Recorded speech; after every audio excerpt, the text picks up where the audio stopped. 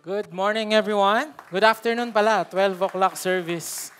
Ayan, Merry Christmas sa inyong lahat. Batiin mo yung katabi mong Merry Christmas. Okay, lalo na kung Lakers fan yan. Iba sumilip na sa congratulations sa Lakers, first ever in-season tournament champion. Ayan, palakpakan naman natin yung mga Lakers fans. Si Joshua talaga to eh. Si Joshua yung pinakamalakas mag-pray. Huwag lang kayong magpakita kay Yuel, galit sa inyo yun, okay? We are on the second week of our series, The Miracle. And before this, gusto ko lang, again, we're doing this every year. Although this year it's different because it's a Sunday. But please do not miss it. Can we flash again the services? December 24, all right? It's gonna be a Sunday, so it's the same kind of services. 9, 12, and 4 p.m. And lagi kong sinasabi sa inyo na gamitin natin yung mga ganitong time so that we can invite our family, our friends na hindi pa nag-church. Alright? Gamitin nyo na yung barahan na, Pasko naman. Mga isang beses lang yan magsisimba sa buong taon. Pero still, okay, gamitin niyo para ma-introduce natin what we're doing here. So, magtabi kayo ng pera, yung pang 13th month nyo, sabihin nyo, lilibre mo sila sa Inasal or sa Jollibee.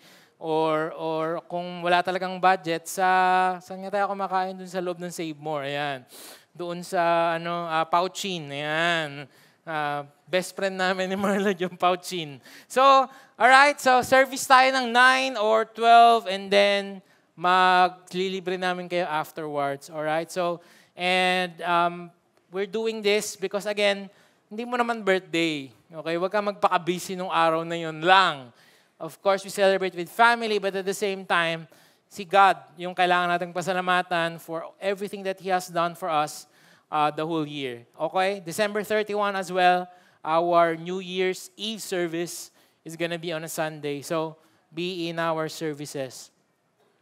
The challenge with the Christmas story is that it gets repeated every year. Ako, as a pastor, and I've been a pastor for 12 years na, and every Christmas nagpipreach ako. And hindi mo naman nababago yung kwento. Hindi ko naman pwedeng baguhin. Dagdagan ko ng konting spicy. Lagyan ko ng si Joseph pala talaga yung merong third party. Di ba? Ang initials ay AB. Di ba? Parang ganon, para lang maging exciting. But it's not. So, we're gonna go back. We're gonna read the same story. We're gonna look at the same characters. I mean, it's just the same. Joseph, Mary, angels, shepherds. Hindi tayo pwedeng magsama. Okay, si Donkey naman, i-highlight natin. Walang ganon. Yung innkeeper, i-highlight natin. Well, if there's something there, we're gonna exegete it, but there's nothing. So, it's challenging. But so I've decided na we already looked at the background, the story of Mary and Joseph last week. And if you missed it, go back to our YouTube, our Facebook. Kung ano yung nangyari sa kanila, kinuwento na natin yun. The immense sacrifice that they did to say yes to this. Again, it's not just Mary who said yes, it's also Joseph who said yes na this is gonna be a life of shame and scandal, but okay, let it be done to me according to your word. So ito na nangyayari na. Today we're gonna look at, zoom in, the virgin birth of Christ. So I've asked my assistant to find for me, ang pangalan ng assistant ko, ChatGPT, okay, very trusted yan, to find unusual pregnancies. Okay, ito yung una niyang nakita. By the way, even my pictures ay AI generated. Ayan, so grabe, ang galing ng assistant ko. Okay, the world's oldest mother, noong 2008, si Omkari Panwar, became the world's oldest mother at the age of 70. Okay, after undergoing IVF treatment, she gave birth to twins, a boy and a girl. Twins pa, sangka pa. Okay, 70 years old. Pero sa totoo lang, bata pa si ate. Okay, compared dun sa mga Bible pregnancies. Okay, so no offense, good job, but no offense, bata ka pa. Ayan. Okay, yung isang nakita ko, si Octomom. Octomom pala, Nadia Suleiman, known as Octomom, gained international attention when she gave birth to octuplets. Grabe na yun. Sino dito parents, may at least dalawang anak, tapos nagre-reklamo na kayo? Ayan. Okay? Ito po, 8. 8 na sabay-sabay. Okay? So, medyo mahiya tayo. Kami, we have 3 children. It's parang Royal Rumble sa amin every week. Every day pala. Pero ito, daig kayo ni octuplet mom. Ayan. Sa US niya pinanganak yung kanyang anak. But, of course, the star sa ating preaching today, wala pa rin makatalo dyan because when all is said and done, this is still the miracle of miracles because the Virgin Mary conceived by the Holy Spirit. Okay? Did not have sexual relations, born a virgin. And we're gonna look at that. Probably you're saying, ano pa ba yung pwede nating pag-usapan dito sa virgin birth? I mean, it's just that simple. Well, we will explore that today. And you'll be amazed as I was amazed. Because yun nga yung prayer ko, Lord, pengin namang bago. Because I don't want these people to be hearing the same message. And that's not an excuse to be bored, by the way. But at the same time, the word is living and active that I know that there's a lot to explore, to see. Okay? At the Christmas story, specifically, again, zooming in the virgin birth of Christ. So tayo, Luke 1, 26-38.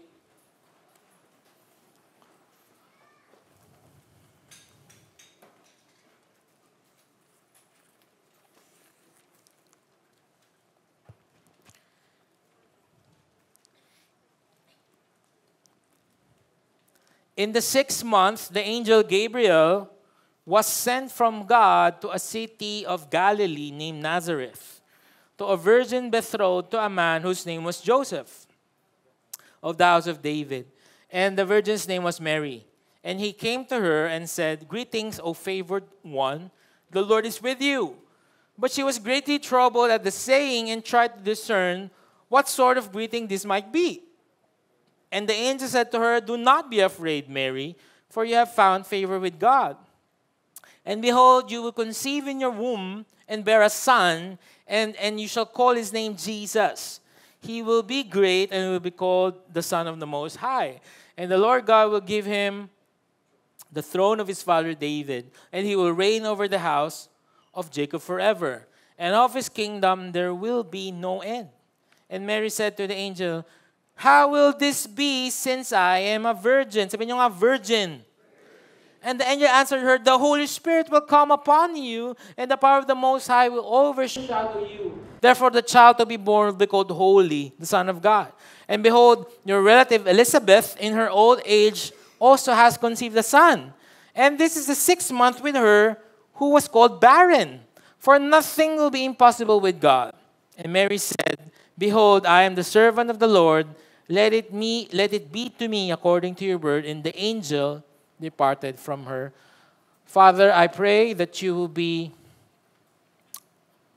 with us through the Holy Spirit today. Lord, I pray, God, unite our hearts, unite our spirit, Lord, as we look at this very important doctrine of the virgin birth, Lord. Lord, may we embrace it and defend it after this message, Lord. Thank you, God. In Jesus' name, amen.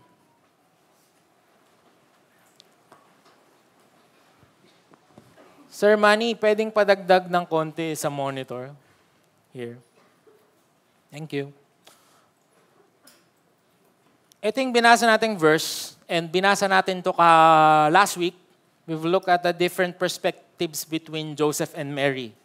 Right? And if you would see here, very clearly in the account of Luke, sabi doon, virgin, whose name was Joseph of the house of David, and the virgin name was Mary. Again, let's pretend to be skeptics, all of us, right now, and look at the dictionary's meaning of virgin. And again, parang, bakit pa natin titingnan? Alam naman po namin. Well, you'd be surprised that even the word virgin is being attacked. that it's not what it means really. So again, let's pretend na okay, kung wari, dinedefend ko sa inyo. Kung wari, dinedefend ko in court the word virgin. In the dictionary, it means a person who had never had sexual intercourse. Again, the angel Gabriel came to Mary and said, mabubuntis ka. Sinabi na ni Luke, virgin siya. Sinabi na nung pangalan ng Mary ay virgin. Okay? May mga attack. Baka naman hindi siya talaga virgin. Well, sige. Sa 34, sinabi na rin niya, and Mary said to the angel, how will this be since I am a virgin? Sinabi ulit, original Greek, ito yung nakasulat, how shall this be seeing I know not a man? Yung word na know, in Greek and in Hebrew, it means, I never had sex with a man. If mapapansin nyo doon sa Genesis chapter 3, sabi doon, Adam knew his wife Eve and gave birth to Esau.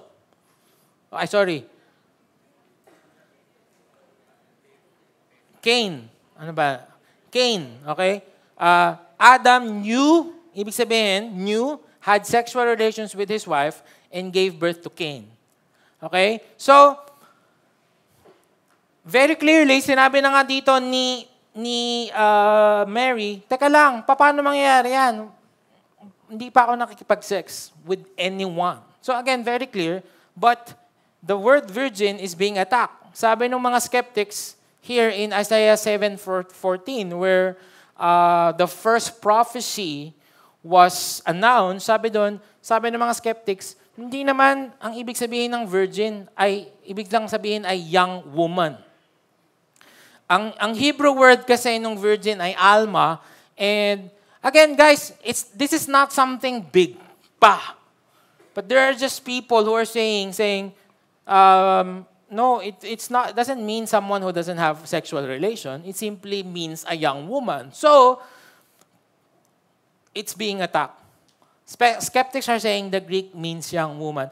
And you're probably gonna say, why attack that? Bakit ba kailangang atakihin yung virgin birth? By the way, yung virgin birth po is what I consider one of the 7 essential doctrines of the faith. Okay? Ibig sabihin, maraming non-essential. Marami tayong, for example, rapture. May rapture ba o hindi? Para sa akin, it doesn't matter. I know Jesus will come back. Whether that's literal, He will come back and get the church, or whether sama-sama tayo at the end, it doesn't matter. It's not an essential. Pero yung virgin birth, kasama to sa dapat united tayo. Okay, I don't have time to explain ano yung 7 na yun. Mag-enroll kayo sa Leadership 113. Pero si Lynn, nag-graduate, alam niya to. I-recite niya yung 7. Hindi. I will not put you in the spotlight, my friend. Okay, so, mag-enroll kayo. Pag-uusapan natin doon. Pero yung sabi ko lang, and I'm gonna spend the whole 40 minutes talking about just the virgin birth. Bakit kailangang importante na pag-usapan natin to at i-defend? Okay? Because the virgin birth of Christ plays an absolutely fundamental role in the plan of redemption. It's the one event of Christ's life that has received the greatest amount of attention next to His crucifixion and resurrection. Certainly, next to the resurrection, it's the most debated and controversial doctrine in Christology. Ibig sabihin, kung mapuprove nila itong dalawang bagay na to, na hindi nabuhay na muli si Jesus, we're wasting time here. Bakit? Hindi naman pala nabuhay yung sinasabi natin na Diyos natin. At tayo lang sa buong mundo ang may claim na yung founder natin ay buhay pa. Namatay at nabuhay magmuli. Not Muhammad, not Joseph Smith of the Mormons, not Manalo. We are the only one who said, right? That Jesus is still alive. So, aatakihin yung resurrection. At aatakihin yung virgin birth. Bakit? Kasi kung hindi naman pala siya pinanganak supernaturally, then He cannot save us from our sins. Again, more to that later. So, very important yan. Hindi yan pwedeng sabihin, wag na natin pag-usapan, alam na namin yan. Virgin birth is one of the criteria to determine one's belief in the deity of Christ and the supernatural. As a general rule, one who accepts the virgin birth as true will also accept the other miraculous elements in Scripture, while one who rejects it will also reject a considerable portion of the other miracles. Simply said, kung naniniwala ka sa virgin birth, malamang yayakapin mo rin yung ibang miracle sa Bible. Pero pag sinabi mong, pastor, baka naman, pwede naman sigurong hindi naman talaga, pwede naman anak siya ni Joseph or whoever, hindi ko alam. Most probably skeptic ka din sa ibang miracles. So this is very important. That's why we're gonna not just zoom in, mga kapatid, microscopic level of the virgin birth of Christ. Yung story about Mary and Joseph, we did that last week. So today, we will look at the doctrine per se. So, medyo this is gonna be scholarly, pero kaya nyo to. Alright? Again, this is very important. 3 important things sa virgin birth. Number 1, it was prophesied. It was not like random things. It was prophesied. Actually, not in Isaiah 7:14, but all the way back to Genesis chapter 3. Ano yung Genesis chapter 3, verse 15? This is what you call the proto-evangelium. Proto-evangelium. The first ever, proto means one, first ever mention of the gospel. Okay, alam niyo yung story? Nagkasala si Adan dahil kay Eva, di ba? Sila talaga may kasalanan. Inaayos ko lang yung story natin, okay? Yes ba, mga men? Okay. And then, nagsisihan sila. No, actually, kasalanan ni Adan. Tapos tinuro niya si Eve. Hindi ako yung babae. Yung babae sabi, hindi ako yung ahas.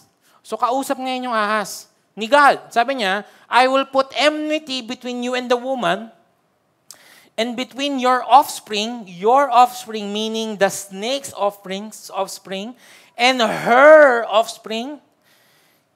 He shall bruise your head, and you shall bruise his heel. Okay?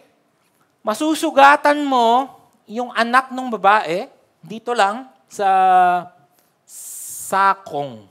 Tama ba yung Tagalog ko? Sakong ba yung heel? Pero, yung anak ng babae, he will destroy you completely. He will crush your head. So, Genesis 3:15 pa lang, may picture na ng gospel. Pero this is what amazed us theologians. Okay, nakikias ako. Sabi do, offspring ng babae, seed of the woman. Which is very unusual because in their culture, you will never hear that language. It's always the father. It's always the seed of the father. The father is the bringer of the seed. That's why in the genealogies, it's always the father. Wala ngang women sa mga genealogy. Okay? May mga singit lang dyan for a purpose. We'll get there later. Something very amazing as well. Pero ang lalaki ang may dala ng seed. So, siguro nung binabasa nila to, hindi nila maintindihan. How is the woman the bearer of the seed? So, therefore, this is something. Okay? Spoiler alert ko na. Unahan ko na. This is very important because that means if Jesus will come from the woman, that means he is free from the original sin. Nadala ng lalaki. Dala ni Joseph. Okay? I-bookmark mo lang yan, babalikan ko ulit mamaya sa dulo. Ibig sabihin, important tong virgin birth sa ating redemption. Why? Because the seed is from the woman and from God, making him free from original sin, which makes him qualified to redeem us. Yung mga iba, sige, sabi ko sa inyo, medyo scholarly, pero babalikan natin mamaya yan. But prophecy lang muna. Prophecy, okay? Isaiah 7:14, ang background nun, meron sila kasing, may mga, ito, di ba, Israel, one united nation sila, na-divide sila into dalawa. Ngayon, may kanya-kanyang king na nung panahon ni Isaiah. Ang king dito sa Judah, si Ahaz. Ano to? From the house of Slytherin. Okay? Parcel tongue yan. Yung mga mami hindi nakaka-relate. Anak ni Zuma. Ayan, yan. Nakaka-relate na kayo. Si Ahaz, king of Judea. Pero mabait yan, si Ahaz. Mukha lang Ahaz pangalan. Ito namang sa taas, si Pekah, king of Israel. So ang ginawa ni Pekah, kinausap niya si Syria na kalabanin yung Assyria. Kalabanin natin yung Assyria. Alright? Magkampihan tayong dalawa, kalabanin natin yung si Assyria. Sama natin si Ahaz, sabi nung dalawa. Sabi ni Ahaz, ayokong madamay sa mga gulo ninyo, huwag nyo akong damay dyan. Sa galit nila, si Syria, tsaka si Israel, sige, ikaw na lang gigirahin namin. So natakot si Judah, si Jerusalem. Ang headquarters niya, Jerusalem, for his life. So kinausap niya si Isaiah. Sabi niya, Isaiah, ano ba mangyayari? Di ba tayo yung nation ni Lord? Di ba tayo yung promise na nation ni Lord? Will God protect us? Sabi na Isaiah, don't worry. Don't worry about them. God will protect you. He will send someone to protect you. Yun yung sabi ni Isaiah. Sabi ni,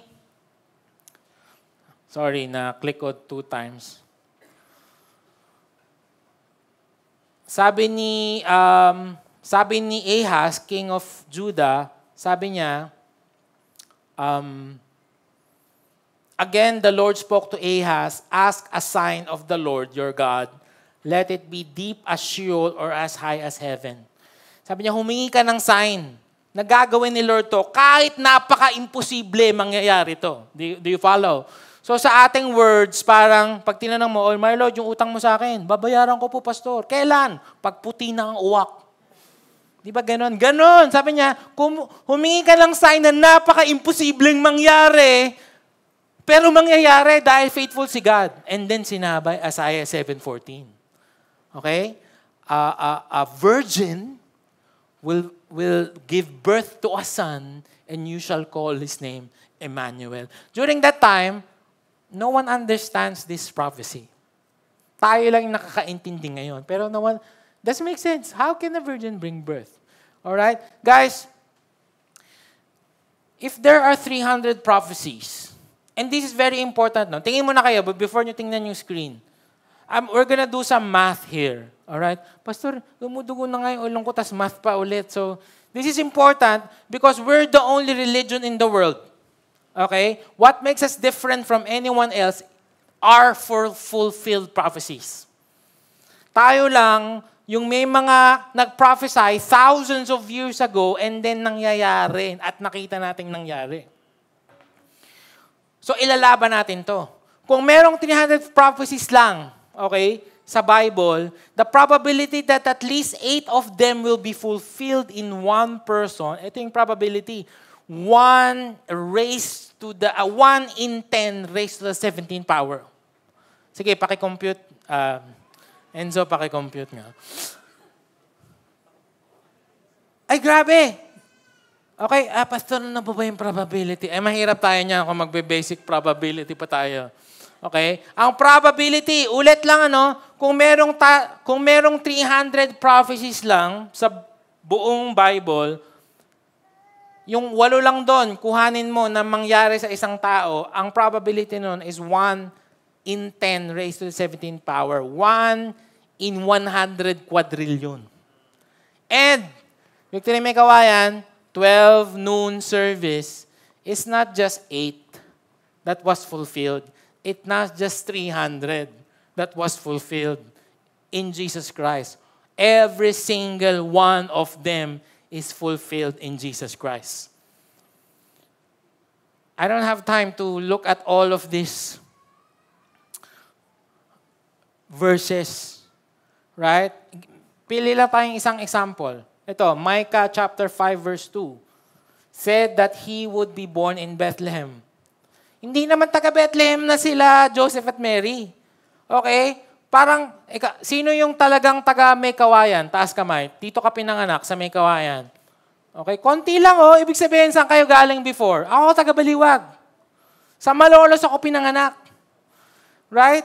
Pero nagkataon, quote-unquote, that sabi, may census. Kailangan mong bumalik doon sa kung saan ka pinanganak. At doon ka maglilista. Buntis nga yung asawa Pero walang choice. Pumunta, doon pinanganak sa Bethlehem. na-fulfill yung prophecy. What are the chances that that will happen to every single thing? And skeptics are saying, hindi, alam na ni Jesus yun, kaya niya sinasaktuhan. Paano niya magagawa yung baby siya, pinilit niya yung mama niya pumunta sa Bethlehem? Crazy. Kaya nga laging sinasabi, it would even take more faith to discount Jesus. So many prophecies that are fulfilled. The virgin birth is one of them. There's an article that I've read from National Enquirer, modern day prophets. So ang ginawa nila, kinuha nila yung mga modern day stars. Okay, mga rock stars, actress, sila Taylor Swift, Donald Trump, Donald Duck, hindi ko alam, sino pa. Tapos, sabi nila, sige, random, manghula ka ng mga mangyayari next year. Okay, so nagsabi tong mga actresses na to. 61 prophecies. Sabi nila, next year, ganito mangyayari. Next year, ganito mangyayari. Next year, mangyayari. Alam nyo kung ilan nangyari sa 61 prophecies? 0.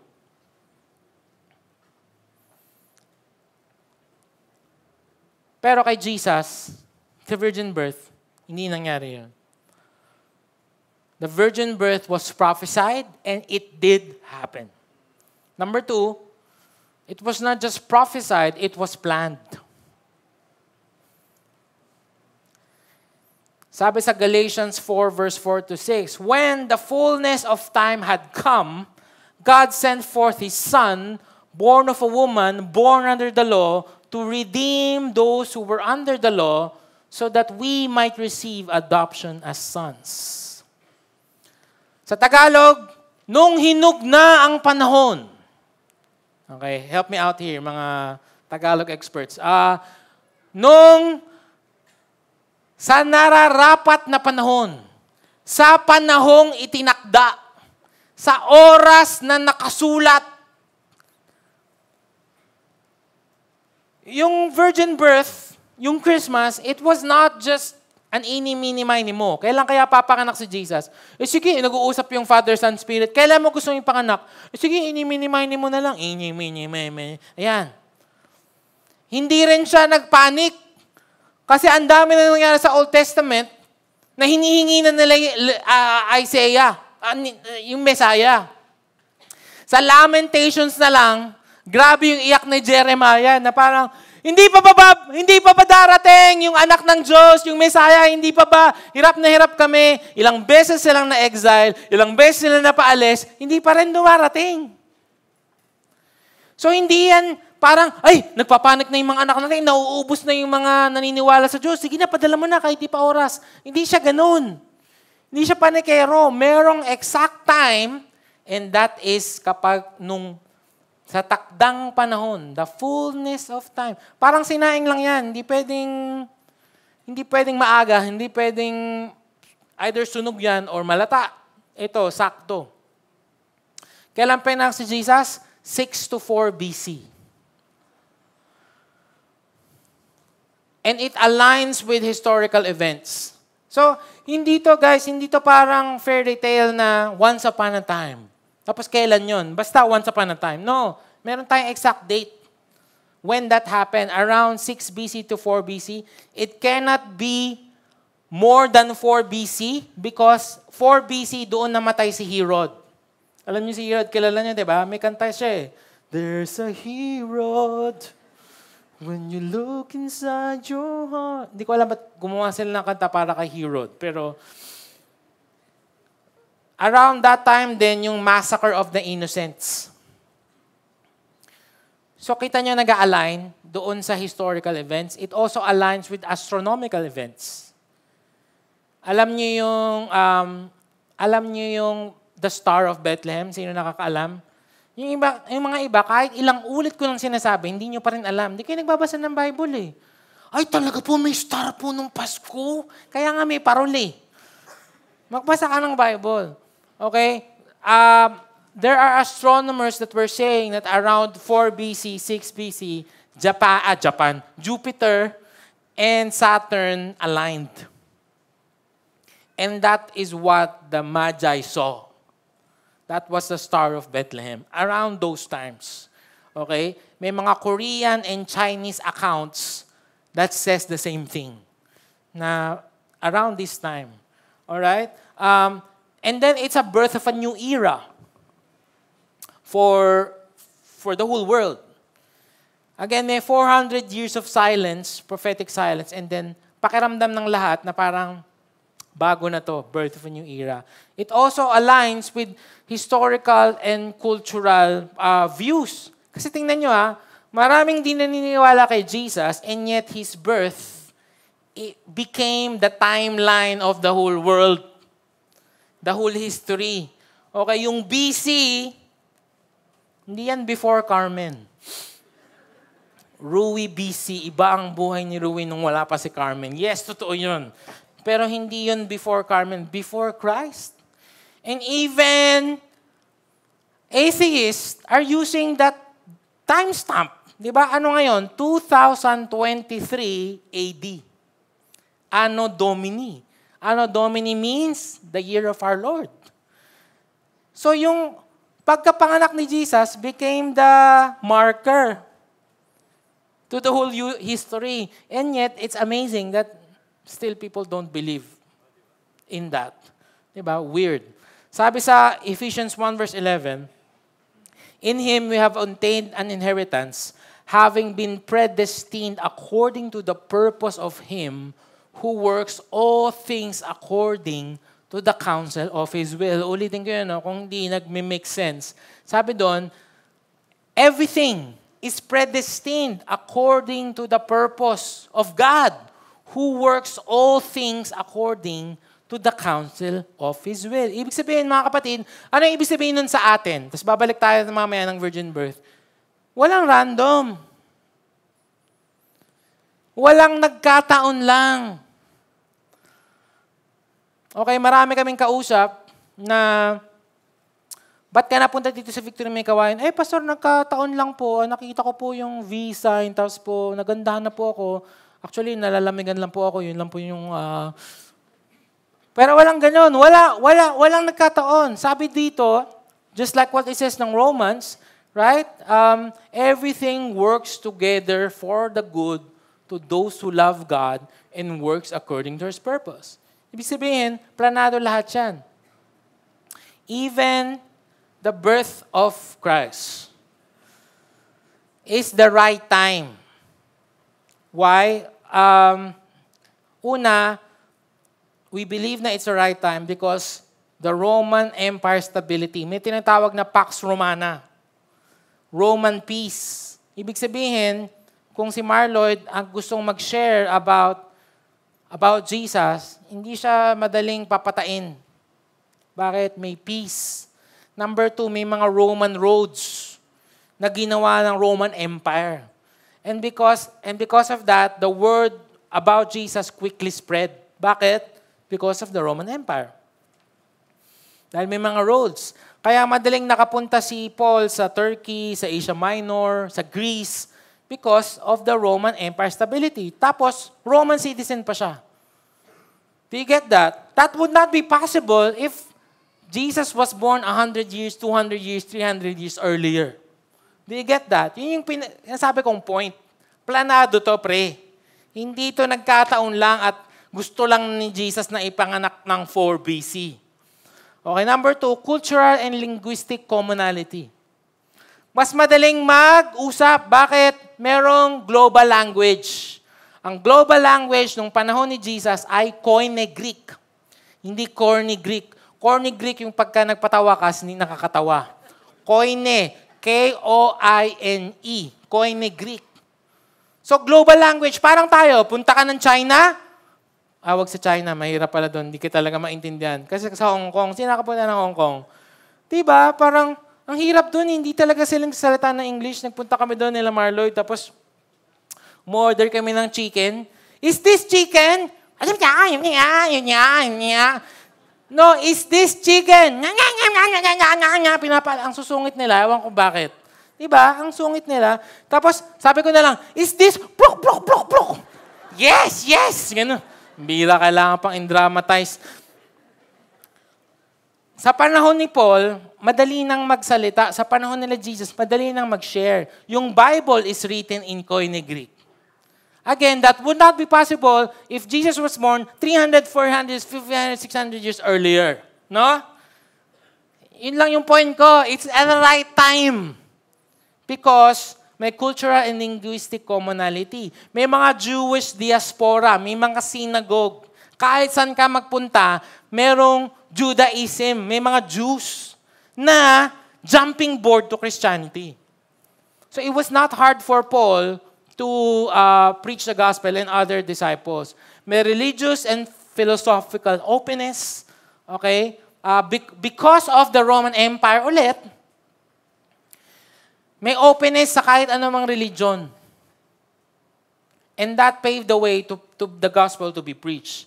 There's spiritual and social appeal because the gospel talks about loving the poor, taking care of your neighbors, forgiving, love, joy. So may openness and then yung pang messianic expectation. So lahat to and more. Lahat to and more pave the way bakit pinanganak si Jesus sa oras na pinanganak siya. Alam nyo, sa totoo lang, kung ngayon pinanganak si Jesus, I don't think it's gonna work. Sigurado may magfe-Facebook lang. Sabihin na hindi totoo, si Mary, anong virgin. We get that. But God chose the right time. Again, in the fullness of time, God sent His Son, born of a woman. Even Galatians is saying, born of a woman. Now, when we look at Elizabeth and Zechariah, and this is also AI generated. Magbibenta kami ng AI dito. Kasi pag naghahanap ako ng image sa Google, ang lalabo, naisip ko nga ang laki-laki ng screen natin, sayang naman. So, paggawa na lang ako ng AI generated picture. Sila din, guys, they think that they were delayed. 70 years old si Zechariah, 60 years old si Elizabeth, wala pang anak. And maybe you're here, you're saying, delayed ako. Dalawa lang naman yan. Either delayed ako, hindi na mangyayari sa akin, hindi na mangyayari yung break, hindi na ako makapunta ng ibang bansa, hindi na kami magkakaanak, okay? Masyado naman matanda. Or you're too young naman, masyado pa akong bata, hindi ko pa ito kaya, hindi ko carry. Dalawa lang naman yan eh. Either you miss the opportunity, either you're too early, or too late. But what is the Christmas story, the virgin birth, and Christmas, Zechariah, Elizabeth telling us, God is never late, God is never early, He is always on time.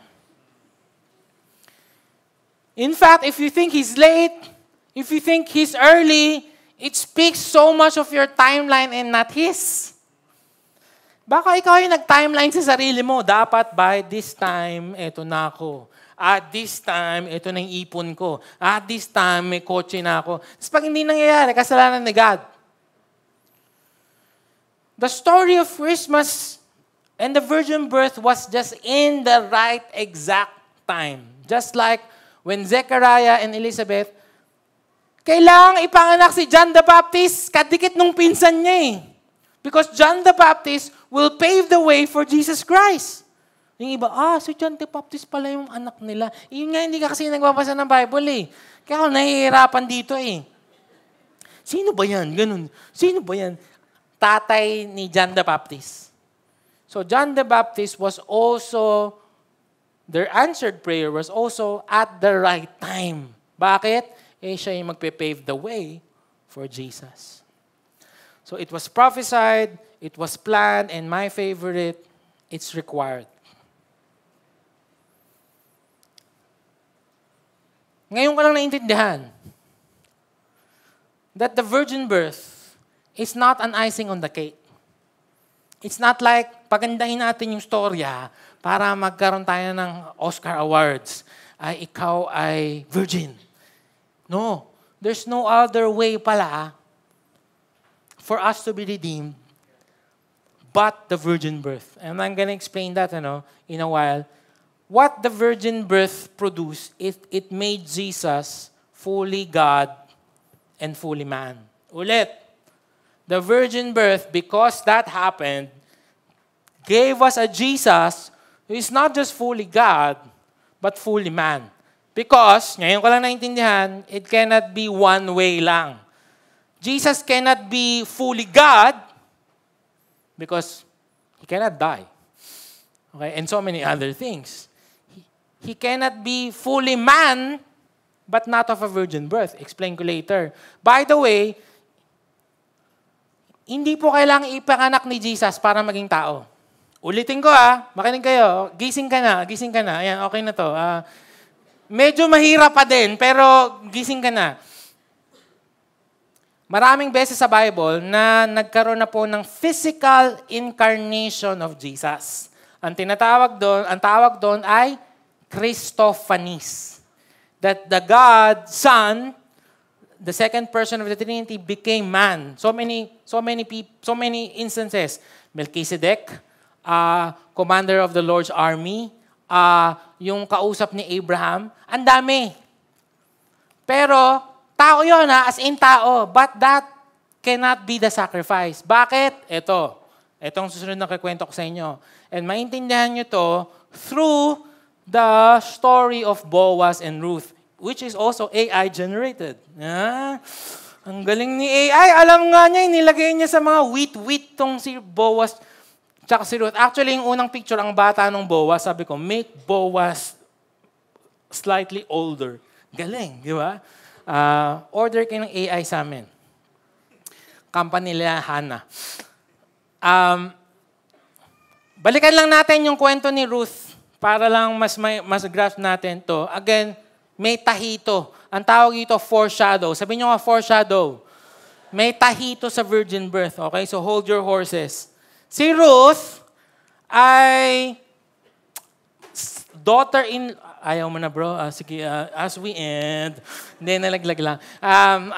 Si Ruth ay daughter-in-law ni Naomi. Naalala niyo si Naomi. Si Naomi may asawa. Okay? May 3 anak na lalaki. Sadly, the 3 anak na lalaki ay namatay. Meron siyang 3 manugang. Tama, manugang? Manugang anak. 2 lang ba? 2 lang. Yung isa, hindi natin papangalanan. Okay? Pangalan ng isa si Orpah. Pangalan ng isa ay si Ruth. Sabi ni Naomi, wala na yung asawa ko, patay na rin yung mga anak ko, iwan nyo na ako. Kasi magdudusa ako sa buhay ko, wag nyo na akong samahan. Si Orpah ay nag-yes to the plan and nag-start siya ng talk show, which is very successful. Di ba? So, mukhang maganda yung plano, nag-start siya. Si Ruth, sabi niya, no. At doon natin nakuha yung kanta na, where you go, I'll go. Where you stay, I'll stay. Sabi niya, no, Naomi, hindi kita iiwan. In fact, Ruth is not even a Jew. She's not a Jew. Pero kaya sinabi niya, your God will be my God. Your people will be my people. I'll go where you go, I'll stay where you stay. Alright? So ngayon, ang problema, pareha silang widow. At pagka widow ka sa panahon nila, actually kahit sinong babae, nakaasa ka sa asawa mo. Hindi ka pwedeng magtrabaho. Walang opportunity for you to work. Lalo na kung widow ka, kasi sino pa magpo-provide sa'yo. So ngayon, si Lord may provision sa mga widow, mamumulot ka ng mga wheat na nalalaglag. So, itong buong threshing floor na to ay kay Boaz. Si Boaz, our Boaz, we felt that God is giving us that name. And amazing because may mga prophecies sa kanya, sabi niya, parang ganito, no? Si Yuvelda will be a pastor, Olivia will be somehow with the arts, Boaz will be a businessman daw. Siya yung mag-aahon sa amin sa kahirapan.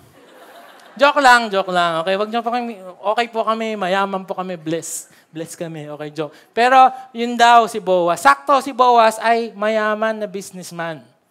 Okay? Sa kanya tong threshing floor na to. So one day si Ruth ay nagpupulot ng mga wheat kasi yun ang provision ni Lord sa kanila. The widows, pag may mga, kasi siyempre sako-sako, di ba? Bubuhatin. May malalaglag. Yung malalaglag, sabi ni God, huwag niyong pupulutin yan. Sa widows yan. So yun yung kinukuha ng mga widows. So naman si Ruth, ginagawa niya, pinapatid niya yung mga parang, huwag mong pupulutin.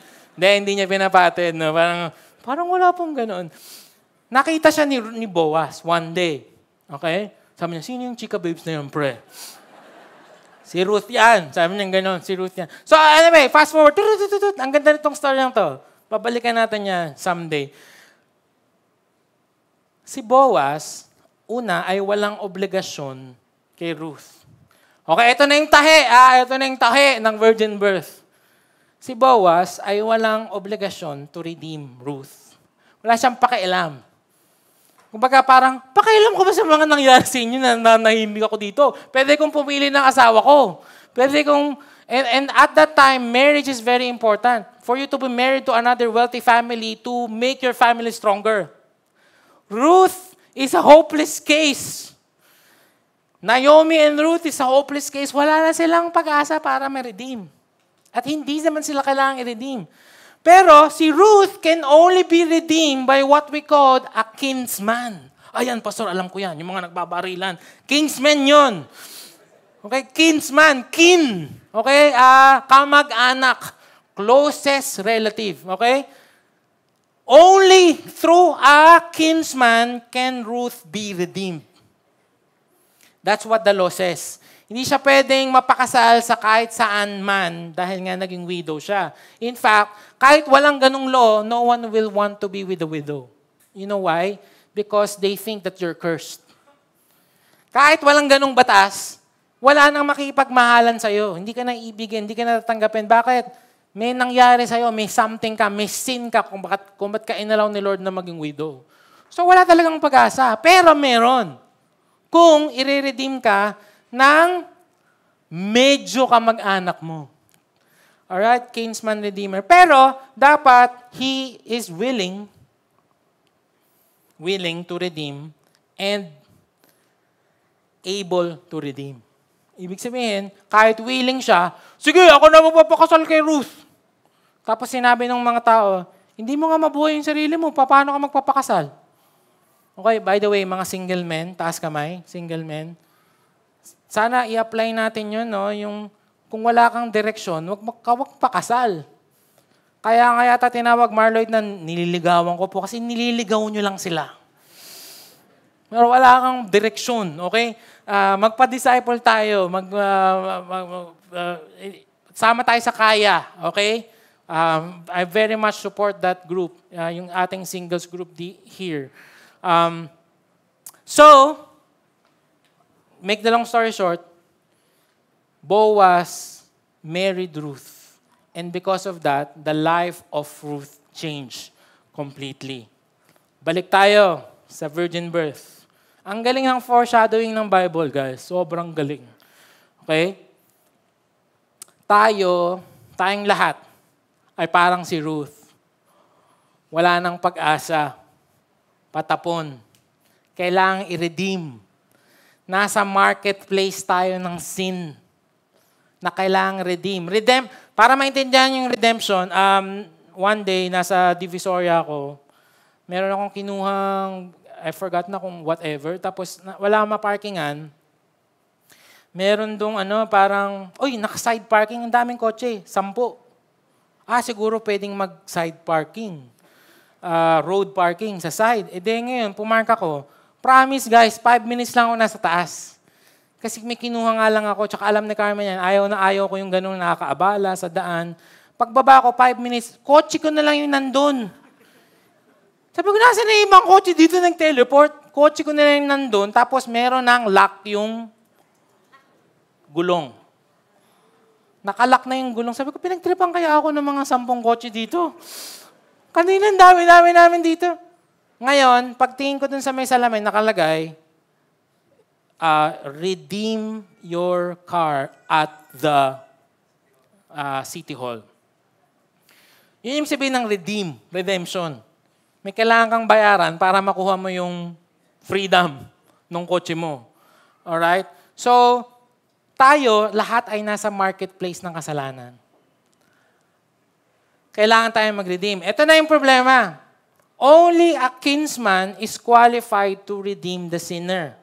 But the sinner's kinsman, who is himself a sinner, is therefore unqualified. Okay, ulit. Lahat tayo makasalanan. Hindi pa pwedeng lumalapit sa Diyos yung isang makasalanan din. Ako na po yung magre-redeem. Kahit sino pa yan, kahit si Jose Rizal pa yan. Kahit sinong makabayan yan at makapuso, at kahit sino mag-volunteer sa atin, ako na po magre-redeem, sabi ni God. Hindi ka pwede. Hindi ka perfect sacrifice. Kailangan without blemish, without defect, ang tinatanggap kong sacrifice. So, do you understand? Pero, at the same way, what is needed is one who is a near kinsman, who is not himself tainted by sin. Such could only have been accomplished by the virgin birth of Jesus Christ. Ulit! What we need is like a Boaz na medyo kamukha mo. Not completely. Again, cannot be purely God because that God cannot die. That God cannot suffer. That God cannot pay for our sins. But at the same time, not completely man with sin. He is unqualified. Ang kailangan natin ay a near kinsman. Someone na kamukha mo at someone na medyo ka-nature natin. If not completely in nature. And only being accomplished by the virgin birth of Jesus Christ, whereby the eternal Son of the living God took upon himself man's nature without taking upon himself man's sin, because being virgin born, God, his Father, rather than some sinful man. So just like Ruth, I'll call the keyboardist, and the music team na rin, lahat tayo. Kakantahin natin Amazing Grace. But that's exactly what the virgin birth is. Again, just like Boaz, wala naman siyang pake. Pwede naman niya tayong hindi i-redeem. Pero hindi rin pwedeng purely God. Kailangan tao yung mamamatay because for the wages of sin is death. And a God cannot die. Pero at the same time, kailangan yung taong to sinless. Therefore, the virgin birth is the only possible way for this to happen. Do you understand? The virgin birth is the only possible way for this to happen. Second question. Okay? Kay Boaz, kay Ruth, may tatlong qualification. Number 1, dapat kinsman, near kinsman, closest relative. Number 2, willing. Kasi at the end of the day, kung di siya willing, hindi wala din. And number 3, able. Kaya bang bayaran? So of course, Jesus, willing to pay the price of the redemption. Willing to pay the price for your sins. And of course, very much able. Because He's gonna pay. Yung nagbayad ako nung nalock yung yung kotse ko, 1.5 yata. Pero ito is much, much more than that. It's His blood. Shedding His blood as a ransom for all demonstrated His ability to pay the ransom price to redeem us. Ruth's life was changed. And my life and your life was changed. And completely changed. Why? Because someone said, sige, I'm willing and able na i-redeem yung ka-relative ko. And Jesus, sabi doon, He is our firstborn. Kuya natin siya. Because kamukha natin siya. Unlike the Father and the Son. And we'll talk more about this next week. The incarnation, what it means. But again, all of this is possible because of the virgin birth of Jesus Christ. How do we respond to this? Number 1, believe. Dami kong sinabi. Nabore na nga yung iba eh. Masyadong scholarly. I've given you so many facts. But at the end of the day, this is gonna be done by faith alone, my friend. By faith na yayakapin mo. Believe na yayakapin mo. Lord, hindi ko naintindihan yung 80% ng preaching. Pero sige, magde-decide ako to believe that the virgin birth is necessarily and the virgin birth happened. It did happen. Number 2, reflect. And that's what we're doing now. And maybe some of you, ngayon nga lang naintindihan. Ako din, parang, wow. Thank you, Lord. Thank you, Lord, for this series. Reflect. And gratefulness. And worship. That's why we're gonna worship later. Reflect on what He has done. Naplanado nung Genesis 3:15 pa lang. Amazing. Oh, ito na yung plano. These guys, they're gonna screw up. There's gonna be sin. And there's gonna be death. But it cannot be accomplished if not for the virgin birth of Christ. Believe, reflect, and then testify.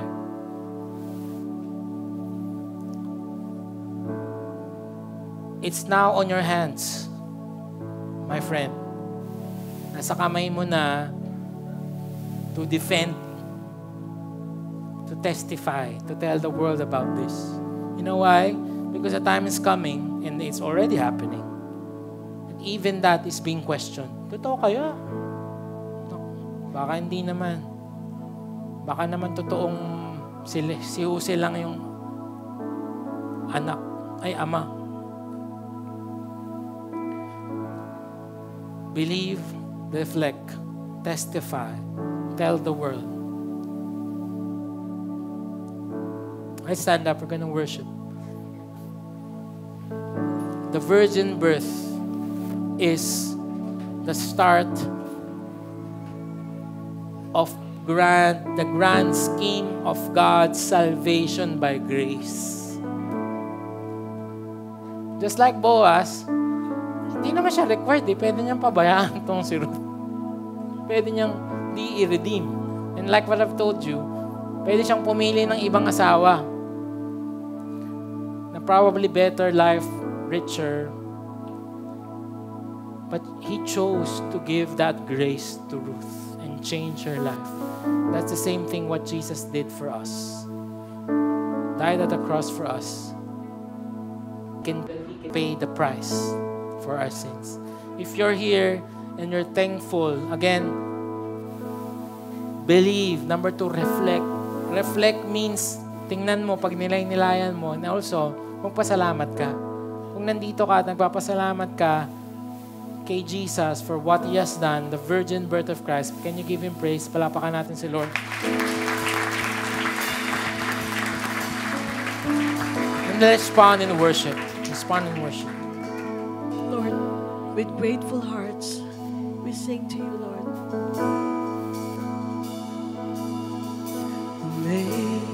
Amazing grace, how sweet the sound that saved a wretch like me. I once was lost, but now I'm found. Was blind, but now I see. It's grace that taught my heart to feel, in grace my fears relieved. How precious did that grace appear, the hour I first believed. My chains are gone, have been set free. My God, my Savior has ransomed me.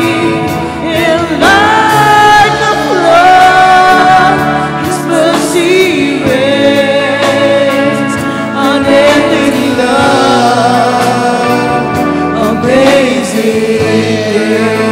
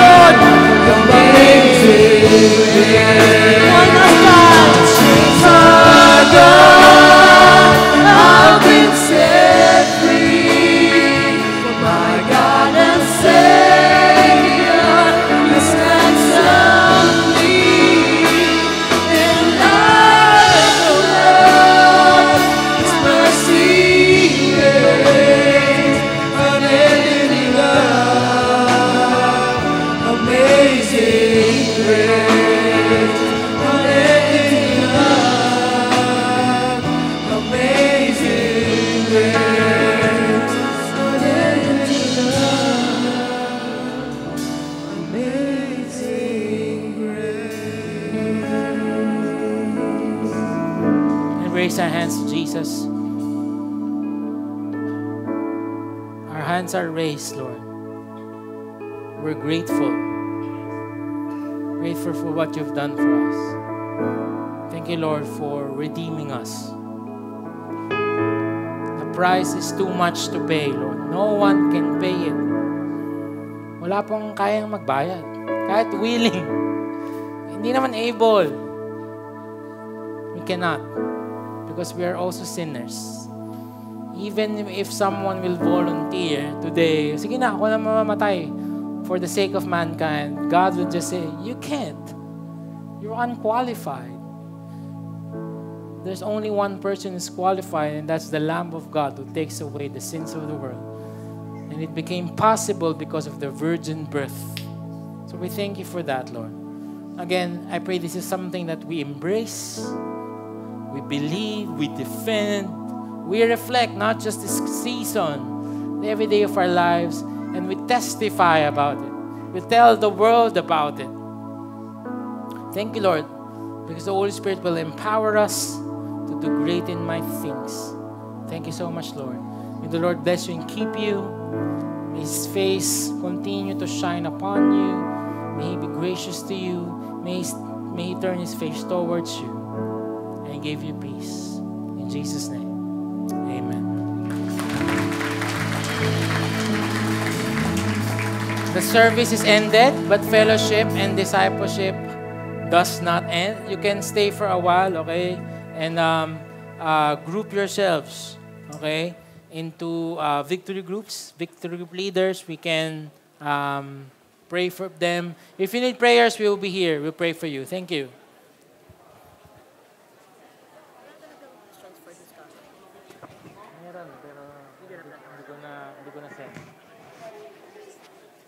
Hi.